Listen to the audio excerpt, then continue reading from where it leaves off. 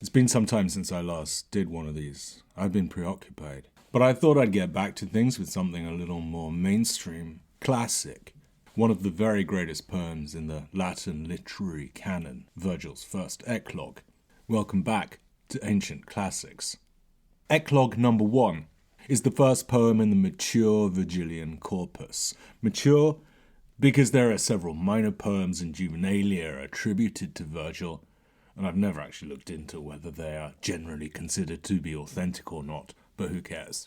Eclogue 1 is, of course, the first in Virgil's earliest collection, the Eclogues, at least in the form in which it has come down to us. But that's not to say it was necessarily the first Eclogue that Virgil wrote, or indeed that Virgil necessarily intended it to be the first in his collection. And there's even some speculation that another poem, Eclogue 8, might have been intended by Virgil to open his collection. Now, this particular eclogue is said to be inspired by events from around 40 BCE, but I'm going to ignore the historical context until later. It's a dialogue between two herdsmen called Tityrus and Meliboeus.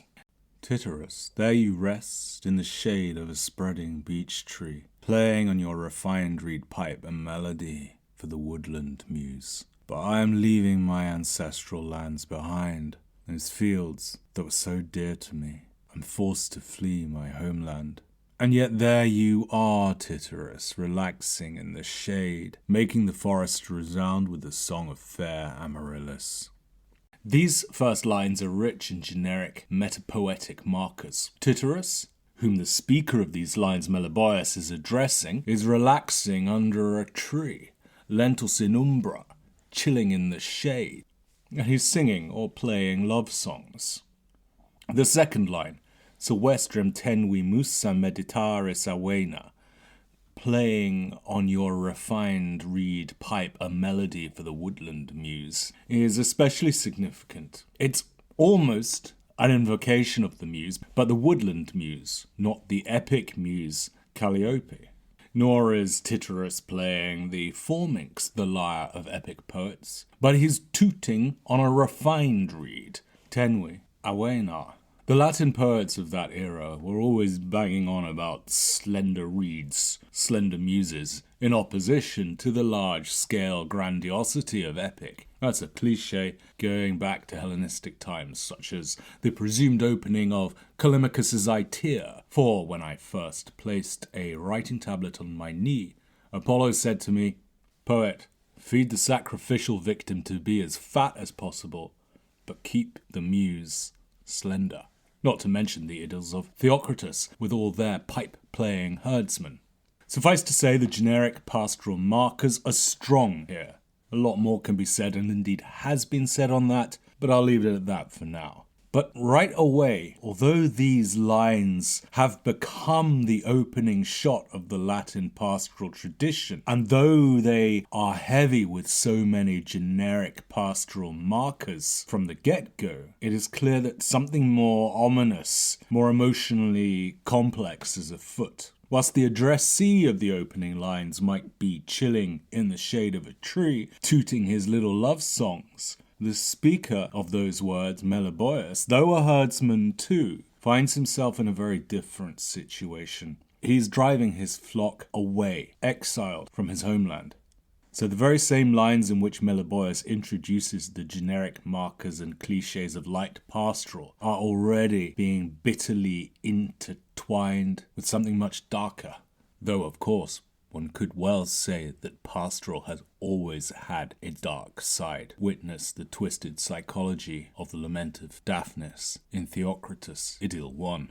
Now, if we are to imagine this dramatic context, with Meliboeus driving his exhausted flock into exile, well, Meliboeus's plight ought to be obvious enough to Tityrus, chilling under his tree. But Tityrus seems oblivious, even insensitive. Meliboeus say, "God granted me this tranquility. Yes, he'll always be a god to me, and many a tender lamb, fresh from my sheep pen, will be sacrificed at his altar. For as you can see, he has allowed my cattle to roam, and me to play whatever I may wish on my rustic pipe." Tityrus, seemingly with no concern for his interlocutor's desperate situation, is just banging on about how chill he is, attributing his fortunate situation, his otium, leisure, to some kind of god, or at least someone who seems like a god to him. I don't begrudge you. I'm just amazed. For all throughout these lands, chaos reigns. See, I am trying to drive on my goats, but I'm barely making it. Like this nanny goat, Tityrus, I'm really struggling with her. She bore twins amongst the thick hazel trees, and they should have been the flock's new hope. But it was a difficult birth on the bare rocks, and she had to leave the kids behind. Looking back, I remember often seeing lightning-struck oak trees, omens of my misfortunes to come. If only I'd had the sense to take heed. So tell us, Tityrus, who is this god of yours? Meliboeus is remarkably tolerant of Tityrus's smugness, despite his and his flock's own desperate situation, which he so vividly illustrates with this description of his nanny goat's difficult birth along the journey, backed up by dire omens, the lightning-struck tree. Meliboeus, in contrast to Tityrus's continuing obliviousness to Meliboeus's plight, only inquires further as to Tityrus's situation and asks, seemingly genuinely, about the god whose grace Tityrus would seem to benefit from. Meliboeus, I used to be a fool, and I thought that the city that they call Rome was no different from our local village, the one to which we herdsmen often drive our delicate lambs. But I've since come to realize that that's like comparing puppies to hounds, or goat kids to nanny goats. I was confusing greatness with triviality, for in truth, Rome towers above all other towns, like cypress trees amongst dense shrubbery. Now, Tityrus is being just absolutely insufferable here. This is a theme that keeps on cropping up in the poem. Two characters bounce off each other, adapting similar imagery from one speaker to the next. In his previous address, for example, Meliboeus had described his nanny goat's labour and how he had to leave her newborn kids behind at the roadside, those kids who should have been the flock's new hope. But now Tityrus refers to kids and their mother goats as a metaphor by which to compare their small local villages with the grandeur of Rome. The parallel use of imagery in this case only serves to emphasize Tityrus's self-obsession in the face of Meliboeus's tragic situation, and as before, Meliboeus remains surprisingly tolerant, although we can perhaps detect a hint of his ire in his follow-up question. Why was it so important for you to visit Rome? Liberty looked favourably upon me, lazy as I am, and even though she comes late, so late that my beard falls white when I'm shaved, and yet nonetheless liberty, she looked favourably upon me, and at long last has come to my aid, now that Galatea has left me, and it is Amaryllis who is my love. I can admit it now, for so long as Galatea possessed me, I had no hope of liberty, no lust for freedom. No matter how many sacrificial lambs were raised in my pens, no matter how much rich cheese I thanklessly produced for the markets, it seemed I never returned home laden with cash in hand. Still, Tityrus does not explain who this god is. All we can guess so far is that he is to be found at the great city of Rome. Rather, Tityrus now bangs on about his own backstory. The foregoing passage is usually interpreted as follows. So, Tityrus is or was a slave or bonded labourer of sorts. It seems that, like many slaves, he at least had the option of saving up to buy his own liberty. But he had a high-maintenance girlfriend, Galatea, and squandered his savings, his peculium, on her, keeping himself in poverty and slavery. But Tityrus is older now, or at least his beard is grey, and later Meliboeus refers to him as Senex. And now that he's older, he has a new lover, Amaryllis. Recall how at the start of the poem, Meliboeus had noted that Tityrus was singing or playing tunes to the woodlands about her. With Amaryllis as his love, it seems Tityrus has been able to save up to buy his freedom. I used to wonder why you were so sad, Amaryllis, why you would invoke the gods for whom you suffered the fruits to hang unpicked in the trees. I understand Tityrus was absent. They were all calling for you to return home, Tityrus, the pine trees, the fountains, and the bushes. What else was I to do? In my servitude, I was not allowed to leave, but back then I was ignorant of the God who now walks amongst us. But there in Rome, I saw that young man for whom now, Meliboeus, my altars will smoke for 12 days straight every year. He was the first to grant my petitions, and he said, "Go put your cows to pasture, boys. Just like before, go raise your bulls." So now, as Tityrus looks back on his past life, one catches a hint of self-pity for his former self. Still no pity for Meliboeus' present situation, though. But Tityrus then recalls with gratitude and awe how when he petitioned the divine young man at Rome, he was blessed with a positive response, told to carry on with his pastoral life as before.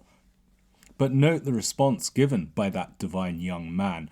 Pascito tante boes pueri submitite taros. There's a linguistic asymmetry here. Tityrus seems to claim that the youth gave a response specifically to him, mihi, to me, singular. Yet in the reported response, the youth is speaking to a crowd, some of whom, like Tityrus, must be quite old, calling them pueri, boys, plural. And yes, the patronizing term boys is significant. Slaves were called pueri in Latin in much the same way as slaves were called boy in more recent times. So there's a tension here. Is Tityrus just a patronized fool? An albeit lucky patronized fool? Seems he's always being taken advantage of, always someone's bitch. Once Galatea and his slave master, now he's just the young man's slave. Yet he worships him like a literal god, sacrificing for 12 days every year. And this only emphasizes his cringing, fawning subservience. Contrast that with the lonely, tragic, but dignified independence of Meliboeus. Lucky old man.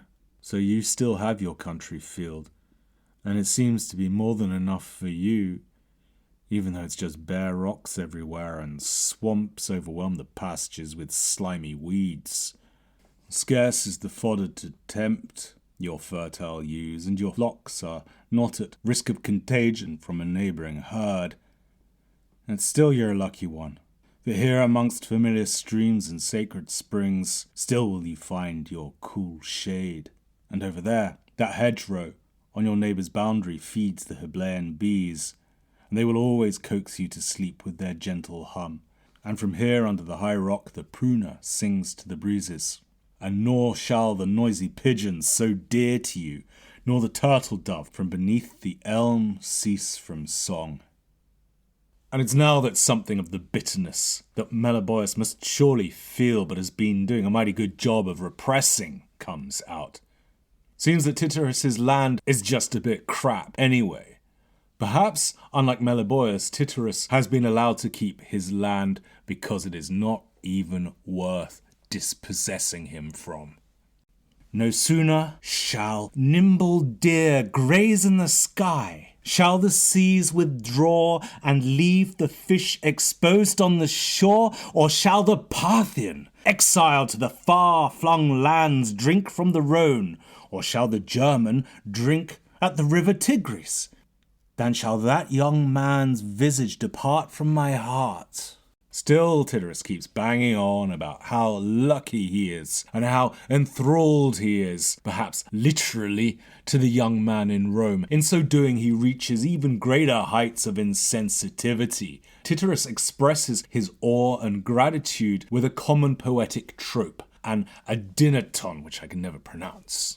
As all the commentators note, there's a long line of examples of this trope going back in classical literature, but to me, Led Zepp's thank you springs more immediately to mind.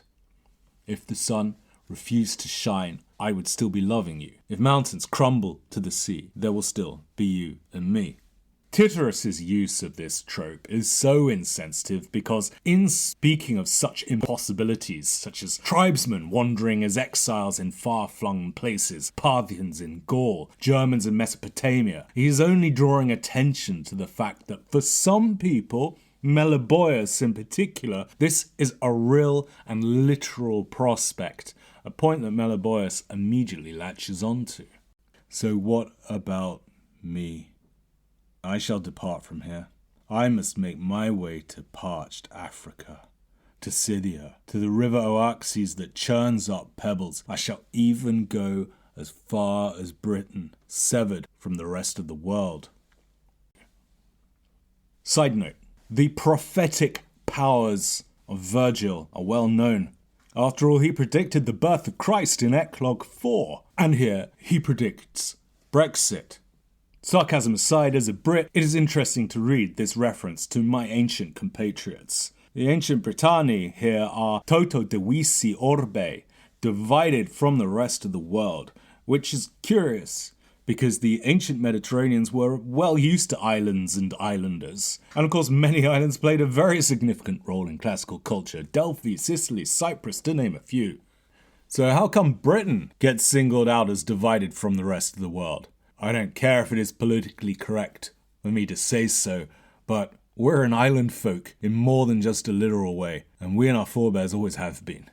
Though perhaps I shouldn't read too much into all this. From a dramatic context, any island, Sicily as much as Britain, would be a bizarre and alien concept to a humble herdsman like Meliboeus, even if not to Virgil and his Roman elite audience. Now, I thought this might actually be the earliest reference to the Brits in classical poetry, as opposed to prose. Caesar, of course, told of his invasion of Britain. But I consulted Coleman's commentary on this poem, and he refers to a passage in Catullus 11, Horribiles coq ultimus que Britanos, those awful Brits at the end of the earth, and Horace Odes 1, poem 35, Serves iterum Caesar in ultimus orbis Britanos. Look after Caesar, as he's about to go visit the Brits at the end of the earth. Well, the Brits in Horace and Catullus are ultimately at the end of the earth, rather than cut off divisi from the whole world, as they are in Virgil. But I digress. Meliboeus continues, and his bitterness emerges even more so, not unreasonably. Perhaps one day, in the distant future, I might return to my home. I might pay a visit to my humble little hut, whose roof I once clad with turf, and what shall I see? A few ears of corn produced by what was once my domain, now under the control of some damned soldier, some barbarian tending my crops. So it was all for these miseries that I cultivated my lands. This is where civil war leads. So what the hell am I to do now? Graft my pears, plant my vines in a neat row. It's time to get a move on, goats, my once happy flock. Never again shall I watch you from a verdant cave, perched on a thorny crag. No more shall I sing my songs. No longer under my care will you goats graze on flowering clover or bitter willows. So, Meliboeus' pastoral world, that trope which he set up at the start of the poem, but began immediately to undermine, is ruined for him. He can no longer do all those things that singing herdsmen of the pastoral genre are supposed to do. He will not even be able to sing anymore. And it's worse than that. The fruits of his former labours will be ruined by ungrateful, uncouth, barbarian soldiers who now, it would seem, are to occupy his lands. And this, remember, is all in a poem that is supposedly the very starting point of the Latin pastoral. It's dark, so dark and depressing, but finally, Tityrus ends the poem with some kind of reference to an albeit temporary bliss. I've explained how I think Tityrus has been a bit of a self-obsessed, insensitive, smug, and possibly deluded and patronised idiot. But he ends the poem with what to me are the most emotionally overwhelming lines in the entirety of literature. But you can rest the night here at mine upon the green vegetation. We have glistening apples, soft chestnuts, and lots of pressed cheese. Even now as smoke billows from the cottages, now that the long shadows fall from the high mountains. For me, poetry, classical poetry, is an intellectual thing. It stirs my mind. I'm a cold bastard, you see. But this, I don't know why, but this just kills me. I swear to God that when I was typing up this script, my commentary on this passage, I started to cry.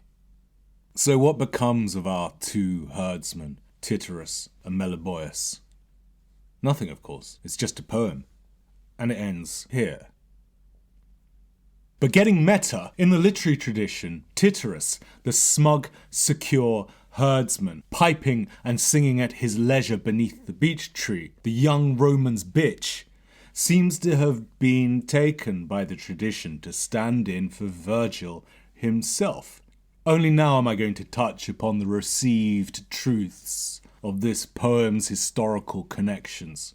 I shrink from such clichés, though it would seem perverse to ignore them entirely. Now, the commonplace is that this poem is inspired by the social upheavals and specifically the land dispossessions during the early years of Augustus's rise to an eventual consolidation of power. To recap the setting of the poem, what can be gleaned from the text itself, Tityrus is relaxing at ease at home. He has recently visited Rome, where he petitioned a young man, a god in his eyes, who granted his and others' petitions. And that god in Rome allowed Tityrus to remain on his lands in peace and continue his pastoral lifestyle, whereas Meliboeus has been cast out into exile, driving his flock away presumably to a market to be sold, and thence to who knows where, to the proverbial ends of the earth. Meliboeus can only fantasize about returning to his old home one day, and expresses his bitterness with the knowledge that his lands will be occupied and mismanaged by a barbarian soldier or some such. Now, the received truth is that the poem is therefore a poetic dramatization of the fate of landowners in the years following the Battle of Philippi in 42 BC, following which land was confiscated from many landowners and granted to military veterans of the Battle of Philippi and perhaps other conflicts following the death of Gaius Julius Caesar in 44 BC. A tumultuous and traumatic event for sure, and Appian describes how many of those at threat of dispossession went to Rome as petitioners, perhaps in much the same way as Tityrus recounts. But the task of registering the soldiers in their colonies and distributing the land was very difficult. The soldiers demanded the towns that had been selected for them as prizes for their courage before the war, and the towns asked that the whole of Italy should share the burden of redistribution, or cast lots with each other, and demanded that those who had received grants of land pay for it. But there was no money. People came in groups to Rome, young men and old ones, women along with their children, and went to complain in the forum or the temples, saying that they had done nothing wrong. Now, the task of dividing out and allotting lands fell in large part to Octavian, the adopted heir to Caesar, who would go on to become the Emperor Augustus. At that time, Octavian/Augustus would have been in his early 20s, i.e. a Euenus. Among the confiscated territories were those around Cremona. Seems there wasn't enough land to go around, and so some parts of neighbouring Mantua were also confiscated, which happened to be where Virgil came from. So, the received truth, and I keep calling it the received truth, because I'm very skeptical about all these kind of things. But anyway, the received truth is that Virgil's ancestral lands were at risk of confiscation, and by the grace of the young Octavian and Virgil's friends in Rome, he was allowed to keep his lands. In this respect, at least, Virgil and Tityrus are in an analogous situation. And those real-world events inspired, or at least informed, the dramatic context of the first Eclogue. That simplified narrative is an old one, going back to Suetonius and the 4th century commentator Servius. So if, as early commentators seem to have done, one is to draw parallels between Tityrus's happy situation and the real-life Virgil's situation, both having narrowly escaped having their lands confiscated thanks to an august young man in Rome, then it is a relatively small step to then view the character of Tityrus as Virgil's own self-insert. and to equate Virgil with Tityrus himself. Now, I'm even more averse to such overly literal or semi-autobiographical readings of any literature, especially poems about tooting shepherds and stuff. But the idea of Tityrus as Virgil's pastoral personification seems to have caught on, or at least that's how later poets seem to have read the poem, or perhaps more properly we should say that is how later readers have interpreted later poets. Take our buddy Calpurnius Siculus, whose first eclogue I featured a few months back. 3 of his poems, those with an ostensible political bent, the 1st, 4th, and 7th, all feature a character called Corydon. Those scholars who insist on seeing self-inserts everywhere, well, they often equate that character Corydon with Calpurnius himself. So pursuing that line of reasoning, Tityrus equals Virgil, Corydon equals Calpurnius. This has led to what is, in my mind, a tiresomely, overly literalistic metapoetic approach. Take, for example, Calpurnius Eclogue 4. That's a poem featuring Corydon and a Meliboeus, but presumably not the Meliboeus from Virgil Eclogue 1. There's a passage in which Corydon proposes to play a tune on a pipe, which, as Corydon explains, the pipe that skilful Amaryllis presented to me yesterday with the words, "This pipe wins over savage bulls and makes the sweetest melody to our own foulness. It was once owned by Tityrus, who among these hills was the first to sing his tuneful song on the Heblaean pipe." To which Meliboeus responds, "You aim high, Corydon, if you strive to be Tityrus. He was an inspired bard, one who on the reed pipe could outplay the lyre. Often when he sang, beasts of the wild fawned and frolicked nearby, and the oak came close and halted there.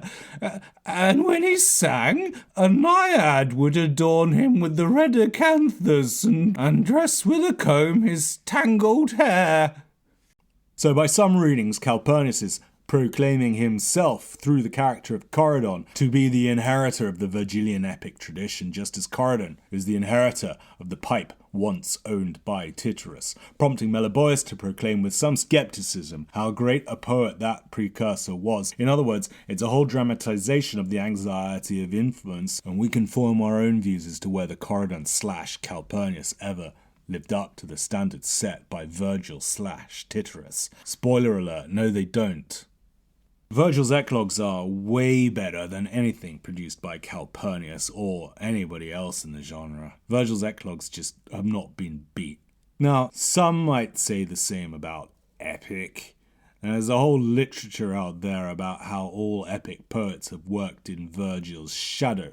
But I've always been of the view that Virgil was soon bested by one of his successors, a near contemporary, and it didn't take long. See, Ovid bettered the Aeneid with the Metamorphoses, a far superior epic, if indeed one can call it an epic. And, okay, I'm being totally anachronistic here, but one can see something Ovidian in the proud, somewhat resentful and bitter, lonely, autonomous exile, Meliboeus. Like Ovid, Meliboeus was once a poet too, whereas Tityrus and Virgil have found favour and ultimately patronage under the young man in Rome, i.e. Octavian/Augustus. So Meliboeus and indeed Ovid failed to gain, or rather lost, that favour and were forced into exile. And yet, as many scholars have commented, in Virgil's Eclogue 1, it is Meliboeus, not the supposed self-insert Tityrus, that has all the best tunes. Save perhaps for the very ending, which, as I say, kills me. Okay, this one's been emotional. I don't often get emotional about these kind of things. So next time, I don't know. Whatever. Like and subscribe and we'll be back soon.